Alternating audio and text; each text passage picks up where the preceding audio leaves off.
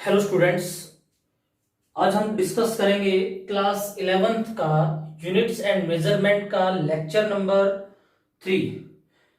और इससे previous lecture में हमने डिस्कस किया था कि एप्लीकेशंस ऑफ डायमेंशन को, और एप्लीकेशंस ऑफ डायमेंशन को हमने फर्स्ट एप्लीकेशन उसकी की थी check the correctness of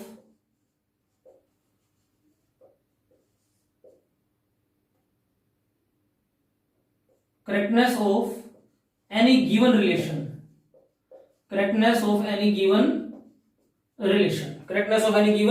relation।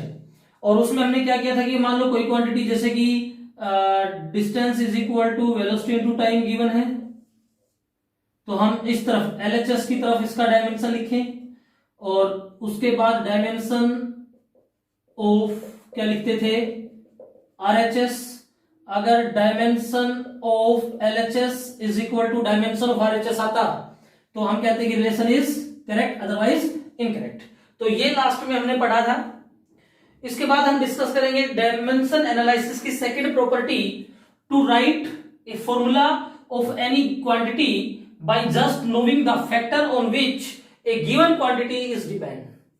कि आपको कोई भी क्वांटिटी एग्जांपल के लिए लेके चलो फोर्स है, और ये भी मान के चलो कि हमें फोर्स का formula F is equal to ma होता है, नहीं पता। किसी भी क्वांटिटी का फॉर्मूला आप लिख सकते हो, लेकिन उसके लिए हमें यह पता हो कि वो क्वांटिटी किन फैक्टर्स पे डिपेंड करती है। डायमेंशन एनालिसिस का यूज करके हम किसी भी क्वांटिटी का फॉर्मूला लिख सकते हैं।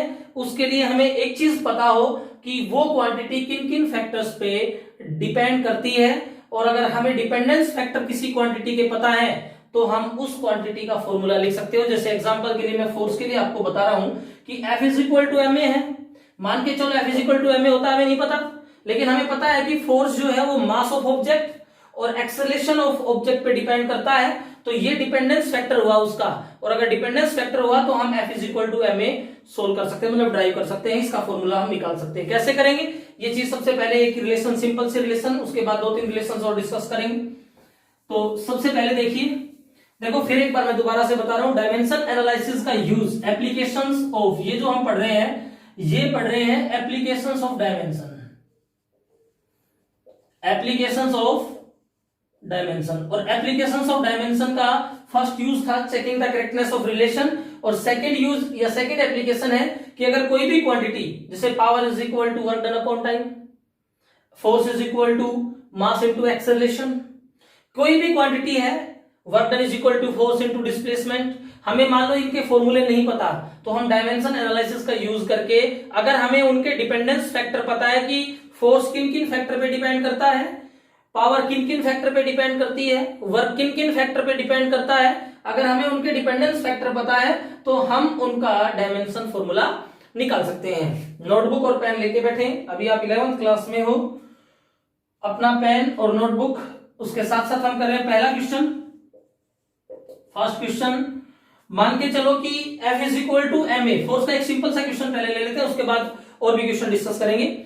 मान के चलो कि फोर्स का formula F is equal to ma नहीं पता, लेकिन डिपेंडेंस फैक्टर पता है कि let force be depend on mass and acceleration of body,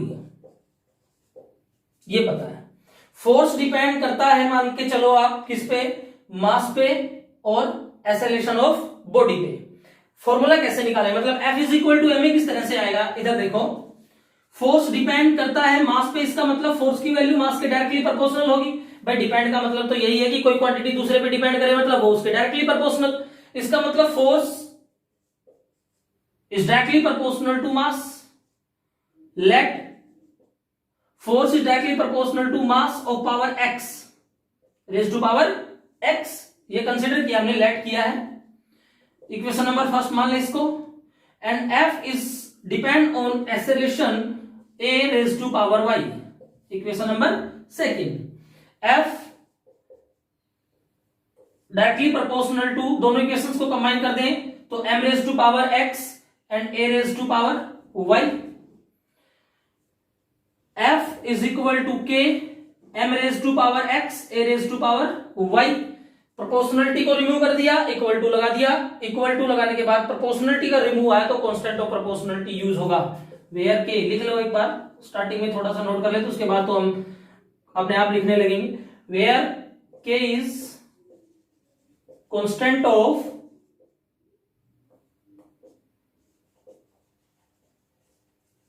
proportionality, where k is constant of proportionality. तो अब हमारे पास ये रिलेशन बन के आया, F is equal to k into m raise to power x A raise to power y. और हमें force का फॉर्मूला लिखना है। हमें किसका फॉर्मूला लिखना है? फोर्स का फॉर्मूला हमें लिखना है कि फोर्स की जो रिलेशन है वो किसके इक्वल होगी, डायमेंशन का कहां यूज होगा। अब यहां पर जो F is equal to k into m raise to power x A raise to power y आया, यहां पर फोर्स का डायमेंशन क्या होगा? फोर्स का डायमेंशन मैं पहले भी ऑलरेडी तुम्हें बता चुका हूं। फोर्स का डायमेंशन याद हो सभी को, और एक दोनों लेक्चर्स में, जो पहले के दोनों लेक्चर्स में उसमें मैंने बताया कि फोर्स का जो डायमेंशन है वो बहुत इंपॉर्टेंट है। बहुत से क्वेश्चन सोल्व करने के लिए हम यूज करेंगे F is equal to M1 L1 T minus 2। ये फोर्स का डायमेंशन होगा। तो फोर्स का डायमेंशन हम लिख लें यहां पर M1 L1 T माइनस 2। उसके बाद ये तो बात हुई लेफ्ट हैंड साइड की। राइट हैंड साइड में के डायमेंशनलेस कांस्टेंट, एक चीज का ध्यान रखना, ये जो कांस्टेंट है ये डायमेंशनलेस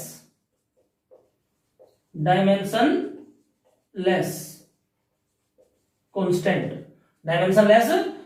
आरएचएस में मास M1, भाई M का फॉर्मूला लिखोगे तो M तो मास है, और मास के लिए M1 L0 T0 power x। दूसरा एक्सेलेरेशन इज इक्वल टू क्या होता है? Velocity, change in velocity upon time. Velocity का डायमेंशन क्या होता है? L1 T minus 1 upon T1। मतलब ये डायमेंशन हो गया L1 और T माइनस 2, M नहीं है तो 0, M0 L1 और T माइनस 2। मास का फॉर्मूला, डायमेंशन फॉर्मूला ये हुआ, और एक्सेलरेशन का डायमेंशन फॉर्मूला ये हुआ, पावर वाई तो वाई। अब लेफ्ट हैंड साइड की तरफ जो क्वांटिटी थी जिसका हम निकालना चाह रहे हैं फॉर्मूला, उसका डायमेंशन हमने लिख लिया। लेफ्ट हैंड साइड में जितने भी डिपेंडेंस फैक्टर थे, मास था एक एक्सेलरेशन, दोनों का डायमेंशन हमने लिख लिया। जो भी डायमेंशन हमने लिखा वो इसी इक्वेशन में, मतलब इक्वेशन नंबर 3 में क्या कर दें? पुट कर दें। F की जगह लिखो फ्रॉम इक्वेशन 3, F की जगह लिखिए। F की जगह डायमेंशन लिखोगे तो F का डायमेंशन हमारे पास क्या है? M1 L1 T minus 2 is equal to K, dimension less है, K को K रहने देंगे। A का डायमेंशन, सॉरी M का dimension M1 L0 T0 raise to power x, और A का डायमेंशन क्या है? M0 L1 और T minus 2। M1 L1 T minus 2 is equal to K into M1, यहां पर पावर y है, 0 इंटू y 0, और यहां पर M की पावर x, L की पावर 0, यहां पर L की पावर y, भाई 1 इंटू y पावर आपको पता है मल्टीप्लाई होती है, x square raise to power 3 किसके बराबर होगा? x रेज टू पावर 6 के। तो वही चीज हम यहां पे कर रहे हैं भाई, 1 को x से मल्टीप्लाई किया तो mx हो गया। उसके बाद यहां पर m, हम बेस सेम है ना, उनकी पावर को ऐड करके लिख रहे हैं टोटल। तो यहां पर m की पावर 1 को x से मल्टीप्लाई किया, x हो गया। यहां पर m की पावर 0, y से मल्टीप्लाई करोगे 0, मतलब x प्लस 0। उसके बाद l यहां पर 0 इंटू एक्स 0, यहां पर l की value 1 into y, l y हो गया। t की वैल्यू 0, t की पावर 0, 0 को x से मल्टीप्लाई करोगे 0 हो गया। यहां पर t की वैल्यू, t की पावर सॉरी -2 पर y, मतलब t हो गया -2y। दोनों तरफ ये इक्वेशन हमारे पास बनी। इधर फोर्स का डायमेंशन, इधर m इंटू ए का कंबाइंड डायमेंशन ये आ गया, m into x, sorry m raise to power x, l y and t -2y। अब कंपेयर द पावर, दोनों तरफ से जो इक्वल कोएफिशिएंट है उनकी पावर को कंपेयर कर दो। Compare the power of m on both side, दोनों तरफ m की पावर को कंपेयर करो। इस तरफ m की पावर 1, इधर m की पावर x, मतलब x इज इक्वल टू क्या आ गया? 1 आ गया। उसके बाद यहां से देखो, compare the power of, compare power of L both side. यहां पर एल की पावर 1, यहां पर एल की पावर y, एल की पावर 1, यहां पर एल की पावर y, मतलब y इज इक्वल टू भी क्या आ गया 1, उसके बाद t भी बच गया। Compare the power of t, power of t, यहां पर -2, यहां पर t की पावर -2y, माइनस से माइनस कैंसिल, 2 से 2 cancel, y is equal to दोबारा से क्या आ गया 1। पहली इक्वेशन जो मान के चले थे f is equal to k, sorry equation number 3 में f is equal to k m raise to power x a raise to power y, वहां पर x की वैल्यू 1 पुट कर दो, y की वैल्यू 1 पुट कर दो, क्या बनेगा फॉर्मूला हमारे पास इसी इक्वेशन से। यहां पर देख लो f is equal to k, f is equal to के as it is m, x की value 1, y a raise to power y और y की वैल्यू 1, मतलब f is equal to k into m raise to power 1 a raise to power 1, मतलब f is equal to k m a। अब f का formula हमने पढ़ा है mass into acceleration, वही आ गया f is equal to k into m a। यहां पर एक चीज का ध्यान रखें, ये k यहां पर कांस्टेंट है, वो प्रोपोर्शनलिटी है। जहां पर डायमेंशन की कुछ एडवांटेजेस है, वहां पर डायमेंशन की कुछ लिमिटेशंस भी हैं, और वो लिमिटेशंस ये है कि यहां पर इस k को कैलकुलेट नहीं कर सकते हम डायमेंशन का यूज करके। ये लिमिटेशन है डायमेंशन की। क्या है डायमेंशन की? ये लिमिटेशन है कि ये k कैलकुलेट नहीं होगा, मतलब इस k को हम जनरल फॉर्मूला जो लिखते हैं फोर्स का F is equal to m है, उस k को 1 मान लेते हैं, F is equal to k में। तो इस तरह से अगर किसी भी क्वांटिटी का डिपेंडेंस फैक्टर हमारे पास है तो उसका फॉर्मूला आप लिख सकते हो। कोई अननोन क्वांटिटी है उसका भी फॉर्मूला आप लिख सकते हो। क्वेश्चन को नोट कर ले, इस क्वेश्चन को नोट करें, सॉल्यूशन आपके सामने है, एक क्वेश्चन को छाप ले, उसके बाद आगे के क्वेश्चंस मैं समझा रहा हूं, कुछ क्वेश्चंस उनको सोल्व करोगे खुद अपनी नोटबुक में। देखिए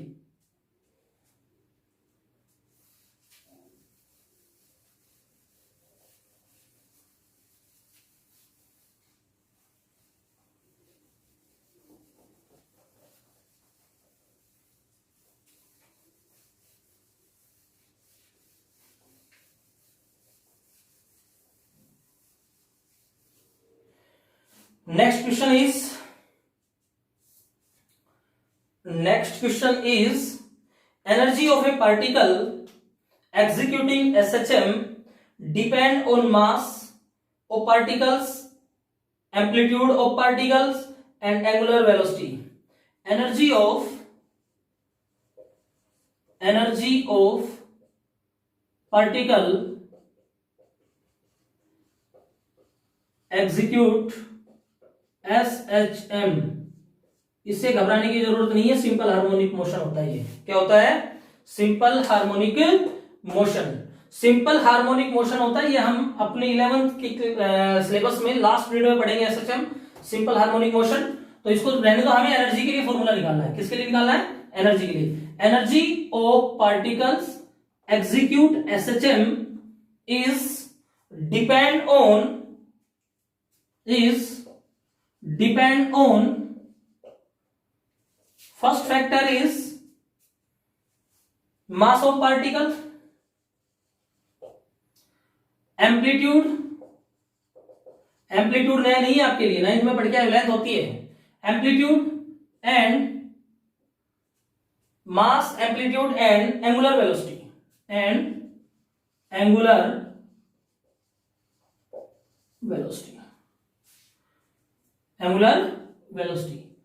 find the formula of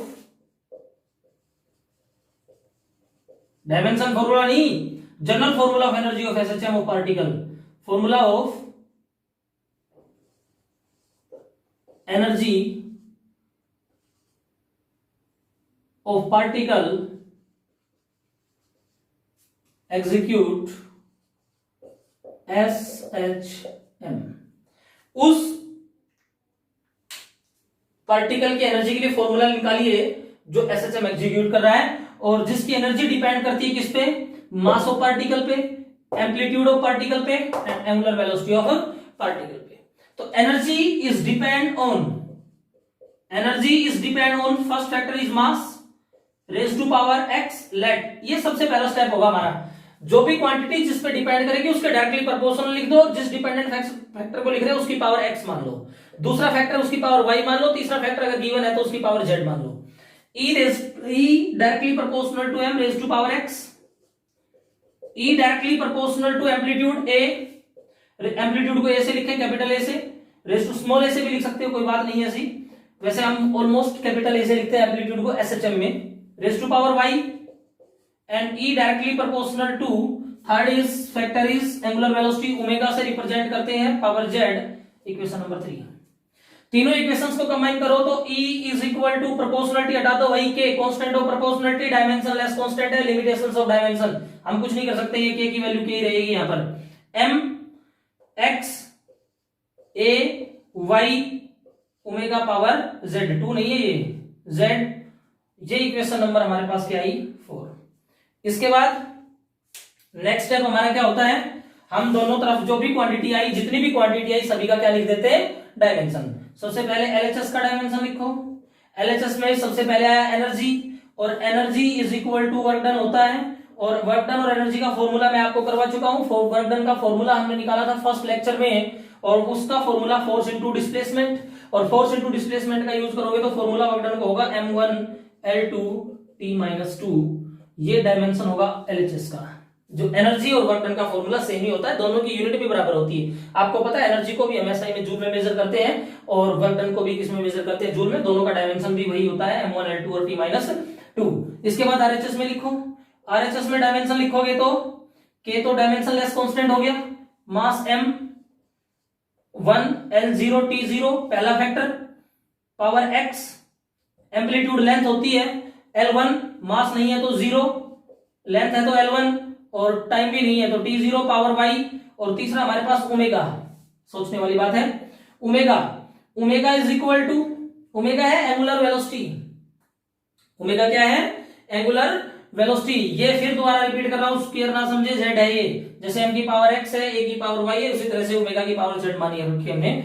omega is equal to, omega angular velocity है, एंगुलर वेलोसिटी और वेलोसिटी को उसी तरह से रिलेट करते हैं हम। एंगुलर वेलोसिटी का लिखते हो, वेलोसिटी लिखते हो डिस्प्लेसमेंट अपॉन टाइम, तो एंगुलर वेलोसिटी क्या लिखोगे, एंगुलर वेलोसिटी लिखोगे angular displacement upon time, angular displacement theta upon T, theta एक डायमेंशन लेस क्वांटिटी है, थीटा क्या है डायमेंशन लेस क्वांटिटी, एंगल होता है ये एंगुलर डिस्प्लेसमेंट, एंगल का डायमेंशन लेस, ये क्या हमारे पास डायमेंशन लेस, इसका मतलब ओमेगा डब्ल्यू नहीं है, ओमेगा फिर बोल रहा हूं एंगुलर वेलोसिटी है m0 L0, लेंथ भी नहीं है, T 1 अपॉन T है, T ऊपर गया तो -1 raise to power z, raise to power z।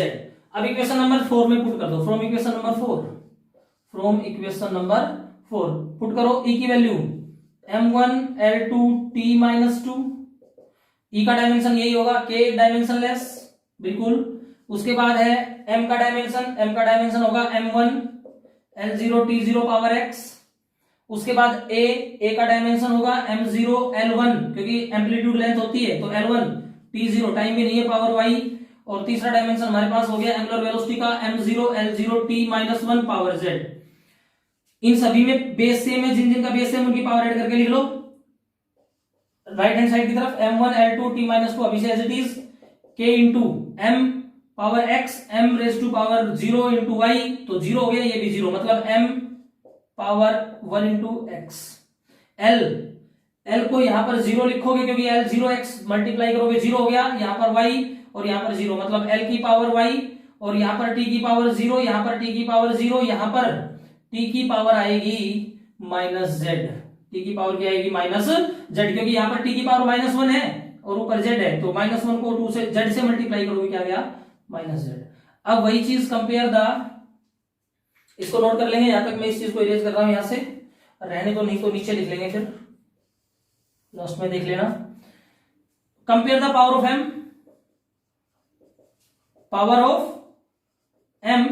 m की पावर कंपेयर करो, यहां से 1, यहां से x, यहां से 0, यहां से 0, मतलब x इज इक्वल टू क्या आ गया 1। उसके बाद compare the power of l, compare the power of l, यहां से 2, यहां से y और यहां से आगे कुछ है ही नहीं, केवल y। तो y इज इक्वल टू क्या आ गया 2, y इज इक्वल टू क्या आ गया 2। और compare the power of t, power of t, यहां से -2, यहां से -z, t की पावर -z 2। तो यहां से z इज इक्वल टू कितना आ गया 2। फॉर्मूले में पुट कर दो, यहां पर फॉर्मूला आ जाएगा energy of particle execute SHM. एक ऐसा पार्टिकल जो सिंपल हार्मोनिक मोशन कर रहा है उसकी एनर्जी आएगी E इज इक्वल टू के एज इट इज m की पावर x, और x की वैल्यू यहां से 1,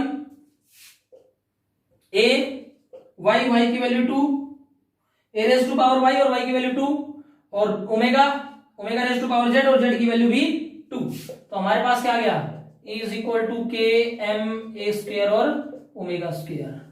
डायमेंशन लेस कांस्टेंट, k की वैल्यू नहीं पता हमें, लिमिटेशंस ऑफ डायमेंशन है, कुछ नहीं कर सकते हम यहाँ पर। E is equal to K M A square और omega square. Unit number 10 SHM जब पहुंचोगे तो वहां पर पढ़ोगे एनर्जी, वहां पर हम पार्टिकल एग्जीक्यूटिंग एसएचएम या एक ऐसा पार्टिकल जो एसएचएम एग्जीक्यूट कर रहा है उसकी एनर्जी कैलकुलेट करेंगे। उसकी एनर्जी वहां पर यही आएगी E is equal to M A square और ओमेगा स्क्वायर। तो ऐसी कोई भी क्वांटिटी जिसका फॉर्मूला हमें नहीं पता लेकिन उसका डिपेंडेंस फैक्टर हमें पता है, फॉर्मूला नहीं पता हमें लेकिन ये पता है कि वो क्वांटिटी किन किन फैक्टर्स पे डिपेंड करती है, तो डायमेंशन का यूज करके हम उनके फॉर्मूले को सोल्व कर सकते हैं, मतलब ड्राइव कर सकते हैं, निकाल सकते हैं उनके फॉर्मूले को। एक क्वेश्चन और देखो, एक क्वेश्चन और देखिए, बढ़िया अच्छा क्वेश्चन देखो, साफ करें, नोट कर लिया, नोट कर लें इसको, वीडियो को पॉज करें, नोट करें, नोट करने के बाद नेक्स्ट देखो। चीटिंग नहीं करते सर, हम चीटिंग नहीं करते हैं, बहुत ही अच्छे बच्चे हैं हम, चीटिंग नहीं करेंगे। देखो, find the time period of, find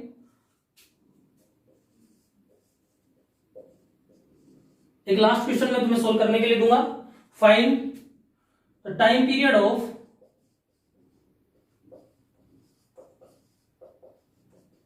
simple pendulum, time period of simple pendulum, find the time period of, find the formula of, ये जो लिखा टाइम पीरियड नहीं फॉर्मूला निकालना, formula of time period, formula of time period of simple pendulum is depend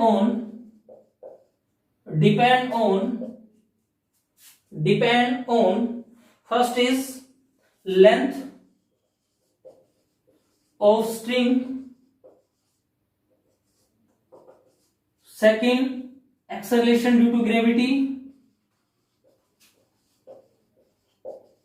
and third is mass of both। अब कुछ बच्चे हो सकता है कमेंट करें कि सर ये फैक्टर होता ही नहीं जिस पे डिपेंड करता हो, जिनको पता है कि टाइम पीरियड क्या होता है पेंडुलम का, तो कोई बात नहीं, हम फैक्टर लेके चलते हैं, इस पे डिपेंड करता है, ये भी हम पढ़ेंगे एसएचएम के अंदर ही। एक बार सोल्व करके देखो। Length of string, acceleration due to gravity, मतलब लेंथ ऑफ स्ट्रिंग मतलब L, acceleration due to gravity मतलब G, और मास ऑफ वो मतलब M। इन तीन फैक्टर पे डिपेंड करता है टाइम पीरियड पेंडुलम का, और हमें टाइम पीरियड का फॉर्मूला निकालना है कि टाइम पीरियड किसके बराबर आएगा। फॉर्मूला क्या होगा टाइम पीरियड ऑफ पेंडुलम का? टाइम पीरियड ऑफ पेंडुलम का फॉर्मूला निकालने के लिए वही चीज उसी तरह से लिखो कि जो टाइम पीरियड हमारे पास है वो टाइम पीरियड डिपेंड करता है, t is depend on let, t is depend on l raise to power x, equation number first, t is depend on g raise to power y second, and t is depend on m power z, equation number third. तीनों को combine कर लो, combine करोगे तो t is equal to k, proportionality remove करके constant लगा दिया, t is equal to k L raise to power x, G raise to power y, M raise to power z, M raise to power z। Dimension लिखो दोनों तरफ, left hand side में dimension लिखोगे, time period का dimension T होता है, मतलब M भी 0 है, एल भी 0 है, टी 1 हो गया। ये तो हुआ एलएचएस। आरएचएस में टाइम पीरियड सॉरी डायमेंशन लिखोगे सभी का, तो पहला लेंथ हो गया, ये तो डायमेंशन लेस कांस्टेंट है। Dimension of L, dimension of L का मतलब m0 l1, l तो है ही, t0 है और t0 है तो रेज टू पावर क्या हो गया हमारे पास x। उसके बाद g, dimension of g acceleration due to gravity, मैंने सोल्व कराया तो उस समय बताया था एक्सेलरेशन का टाइम पीरियड और g का सॉरी एक्सेलरेशन का डायमेंशन और g acceleration due to gravity का डायमेंशन दोनों का सेम होता है, दोनों को मीटर पर सेकंड स्क्वायर में मेजर करते हैं। g की वैल्यू आपको पता है 9.8 या 10, पीछे यूनिट क्या लिखते हो, मीटर पर सेकंड स्क्वायर। क्या एक्सेलरेशन की यूनिट नहीं होती मीटर पर सेकंड स्क्वायर? बिल्कुल होती है। तो हमारे पास डायमेंशन भी वही होगा और एक्सेलरेशन का डायमेंशन क्या होता है, m0 l1 and t-2 power y, और लास्ट में m मास है केवल, तो m0 सॉरी मास है तो 1 l0 t0 पावर z। लिख दो, इसी इक्वेशन नंबर 4 में पुट कर दो। From equation 4 left hand side में m0 l0 t1 is equal to k, constant dimensionless constant. उसके बाद l का formula m0 l1 t0 power x। उसके बाद g का फॉर्मूला क्या होगा, उसके बाद g का फॉर्मूला होगा m0 l1 t-2 power y, m0 नहीं सॉरी 1 मास लास्ट वाला, m1 l0 t0 power z। ठीक है, जिन जिन का बेस है उनकी पावर ऐड करके लिख दो और उसके बाद कंपेयर कर दो, बस दो ही बात है। m0 l0 t1 is equal to k, यहां पर m0 x0 0 into y 0 mz, मतलब m की पावर z। ठीक है, उसके बाद l1 x, उसके बाद l1 y और यहां पर 0, मतलब l यहां पर x पावर ऐड करोगे तो यहां पर पावर क्या है y, तो l raise to power x plus y आ गया। उसके बाद यहां पर t raise to power 0 into X 0 minus 2y, यहां पर 0 क्योंकि ये 0 है, तो मतलब हमारे पास t रेज टू पावर आ गया -2y। अब कंपेयर कर दो, कंपेयर पावर ऑफ m की पावर को कंपेयर किया तो उधर से 0, यहां से m की पावर z, मतलब z इज इक्वल टू क्या आ गया 0, आगे तो m है ही। कंपेयर पावर ऑफ l की पावर कंपेयर करोगे उधर से 0, इधर से x प्लस y, ध्यान दें x प्लस y, x और y में से किसी की वैल्यू हमारे पास नहीं है, मतलब यहां से हम केवल ये लिख सकते हैं अभी से x is equal to minus Y, छोड़ दो कोई बात नहीं। उसके बाद compare power of t, power of t को कंपेयर करोगे, वहां से पावर ऑफ t1, यहां से power of t -2y, y की वैल्यू -1/2, y की वैल्यू -1/2। और इस इक्वेशन से देखो ध्यान से एक बार, मैं लगा के लिख रहा हूं y इज इक्वल टू -1/2, तो x की वैल्यू क्या होगी, x is equal to -y है, y की वैल्यू -1/2, मतलब माइनस और minus plus, x is equal to कितना आ गया +1/2, x इज इक्वल टू क्या आ गया +1/2। पुट कर लो यहां पर इक्वेशन नंबर 4 में ही पुट कर लेंगे, इक्वेशन नंबर 4 में, तो t is equal to k l power 1/2 g power y की वैल्यू -1/2 और m raise to power z की वैल्यू 0, मतलब 0 रेज कोई भी क्वांटिटी जिसकी पावर 0 है 1, तो वैल्यू क्या बची हमारे पास t is equal to k l 1/2, इसको ऐसे लिख दो, ये ऊपर -1/2 है g की पावर, तो इसको अपॉन में ले जाके g की पावर +1/2 लिख देते हैं, और g की पावर +1/2 लिखोगे तो यहां से आएगा t is equal to k √l upon √g। यहां देखो ऊपर देखिए, t is equal to k √l upon √g। क्यों लिखा, क्योंकि यहां पर l की पावर ऊपर आई हुई थी 1/2, नीचे g की पावर -1/2 आई हुई थी। यहां समझा रहा हूं एक बार, किसी की पावर अगर हाफ है तो √ही तो होगा, √g। तो इसको लिख दो t इज इक्वल टू के √L/g और t इज इक्वल टू के की जगह 2 होता है, अगर फॉर्मूला आपको ध्यान हो तो टाइम पीरियड ऑफ पेंडुलम का, t is equal to 2 √L/g। ये वही डायमेंशनलेस है। अब इसकी वैल्यू हम नहीं बता सकते। हाँ ये जरूर है कि इस फॉर्मूले में हम इस t की जगह मतलब कांस्टेंट में हम 2 का यूज करते हैं। This is limitations of dimension. ठीक है, अब आपके लिए क्वेश्चन है सोल्व करने के लिए। नेक्स्ट लेक्चर जब भी आएगा तब तक इस क्वेश्चन को सोल्व करें। अभी खत्म नहीं हुआ ये एप्लीकेशन अभी लास्ट नहीं है इसका, अभी बहुत ही और भी हम अच्छे क्वेश्चन इसमें पढ़ेंगे। जो कॉम्पिटिटिव लेवल के क्वेश्चन है वो अगले लेक्चर में डिस्कस करेंगे। अभी तक ये कुछ बेसिक है कि किस तरह से हम किसी भी गिवन क्वांटिटी का फॉर्मूला ड्राइव कर सकते हैं अगर हमें उसके डिपेंडेंस फैक्टर पता है तो। अगर किसी क्वांटिटी का डिपेंडेंस फैक्टर हमें पता है तो हम उसका डायमेंशन का यूज करके उसका फॉर्मूला ड्राइव कर सकते हैं, उसका फॉर्मूला हम लिख सकते हैं। ये बात थी, कुछ बेसिक चीजें हैं, ये चीज पढ़ लें। नेक्स्ट लेक्चर में इसी से रिलेटेड कुछ अच्छे क्वेश्चंस के साथ फिर दोबारा मिलेंगे। और तब तक एक क्वेश्चन नोट करो, इसी तरह का एक क्वेश्चन है जो सोल्व करोगे आंसर कमेंट बॉक्स में दे सकते हो, नोट कीजिए। क्वेश्चन में लिख देता हूं, नोट कर लेंगे। Find the expression for force, find the expression का मतलब फॉर्मूला ही निकालना है। फाइंड द एक्सप्रेशन या फॉर्मूला ही लिख लो of force of a falling spherical object, force of a falling spherical object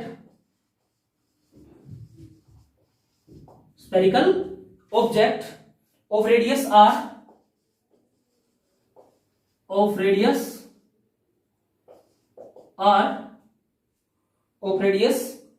r in a fluid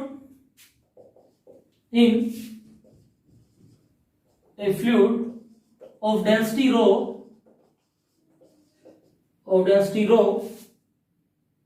and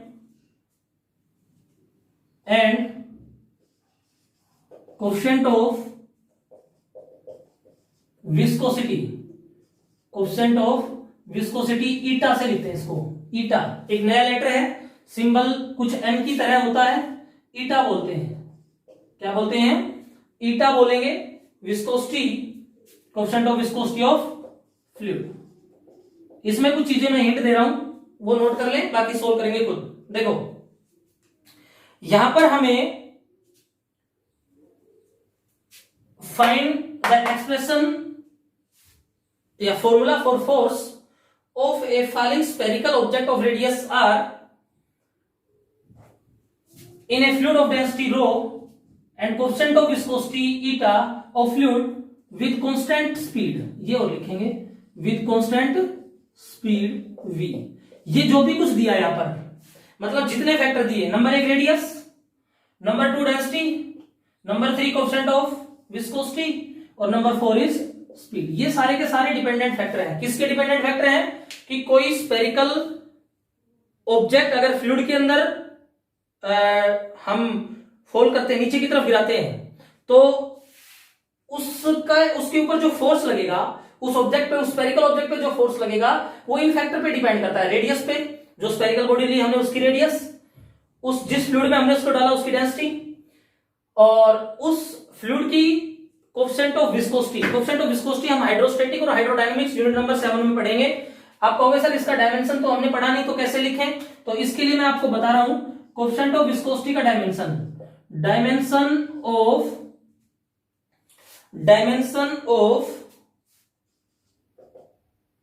m1 l-1 t-1 ये होता है। सोल्व करने का मेथड भी बता दूं, यही आएगा, सोल्व कर लेना। वैसे याद रखेंगे, याद रखना चाहे तो याद रख लेना, और सोल्व करना हम यूनिट नंबर 7 में पढ़ भी लेंगे। लेकिन फिर भी मैं यहां पर बता देता हूं कि हमारे पास यूनिट नंबर 7 हाइड्रोस्टैटिक और हाइड्रोडायनामिक्स जहां हम पढ़ते हैं, वहां पर ईटा का जो फॉर्मूला आता है वो F into delta L upon A into delta V आता है। A into delta V। यहां पर F फोर्स है, डेल्टा एल लेंथ है, ए यहां पर एरिया है और V यहां पर वेलोसिटी है। डेल्टा V यहां पर क्या है, वेलोसिटी। इन सभी का डायमेंशन अगर लिखोगे और उसको सोल्व करोगे तो यही आएगा m1 L-1 और T-1, और अगर नहीं है तो मैं बता देता हूं आपको एक बार सोल्व करके, यही आएगा। देखो फोर्स का डायमेंशन लिखो, m1 L1 T-2, लेंथ का L1 हुआ, एरिया का L2 हुआ और वेलोसिटी का L1 और T-1, L1 और T-1। ध्यान से देखो, m1 कोई और प्रेजेंट नहीं है तो मतलब m1 तो लिख ले, इसका तो कोई रोल नहीं है, ये तो किसी के साथ कैंसिल आउट कुछ भी होगा नहीं। यहां पर L1 है, यहां पर L1 है, L2 हो गया, ये L2 यहां से कैंसिल हुआ, यहां पर L1 बच गया एक, जो ऊपर गया तो -1, यहां पर T-2 बचा, यहां पर बचा -1, ऊपर गया +1, 1 - 2 -1। ठीक है, कोएफिशिएंट ऑफ विस्कोसिटी। बाकी V का स्पीड है, स्पीड का डायमेंशन हमें पता है, L1 T-1, m0 L1 T-1, radius length होगी, L1 होगा, और डेंसिटी का मास अपॉन वॉल्यूम m/L3, मतलब m × L-3 T0। सभी का डायमेंशन हमें पता है। हमें इस केस के लिए फोर्स का फॉर्मूला चाहिए, फोर्स का फॉर्मूला क्या होगा, ये चीज सोल्व करके जरूर बताएं। अगर कहीं पे प्रॉब्लम आती है तो वो भी बताएं। एक चीज और मैं बता दूं, कोएफिशिएंट ऑफ विस्कोसिटी एक कांस्टेंट स्पीड के साथ फ्लूइड, देखो जब ऊपर से हम फ्लूइड के अंदर डालेंगे स्फेरिकल बॉडी को तो उसकी स्पीड स्टार्टिंग में ज्यादा होगी, लेकिन फिर धीरे धीरे क्या होगी, कम, और एक उसके बाद एक कांस्टेंट स्पीड के साथ वो नीचे की तरफ जाता है। उस कांस्टेंट स्पीड को हम टर्मिनल वेलोसिटी बोलते हैं, terminal velocity of body in fluid. वो हम unit number 7 static hydrostatic hydrodynamics में हम डिस्कस करेंगे। तो आपका काम है अभी यहाँ पर इस फोर्स का फॉर्मूला कैलकुलेट करना। फोर्स इस बॉडी का 4 फैक्टर पे डिपेंड कर रहा है, मैं रिपीट कर रहा हूं। First is radius, second is density, third is coefficient of viscosity eta, and fourth is speed v। ईटा का डायमेंशन यहां पर आपको प्रॉब्लम क्रिएट कर सकता था, वो मैं बता चुका हूं तुम्हें, m1 L-1 और T-1 होगा। इससे पहले 3 क्वेश्चन हमने किए हैं, सेम टू सेम उसी तरह से सोल्व होगा। सोल्व करके देखें और इसका आंसर मेरे को कमेंट बॉक्स में जरूर दें। प्रॉब्लम है तो भी बताएं। पढ़ाई करते रहिए। अगले लेक्चर में इसी एप्लीकेशन से रिलेटेड कुछ अच्छे क्वेश्चंस कॉम्पिटिटिव लेवल के लेके फिर दोबारा से हम मिलेंगे। पढ़ाई करते रहें। All the very best.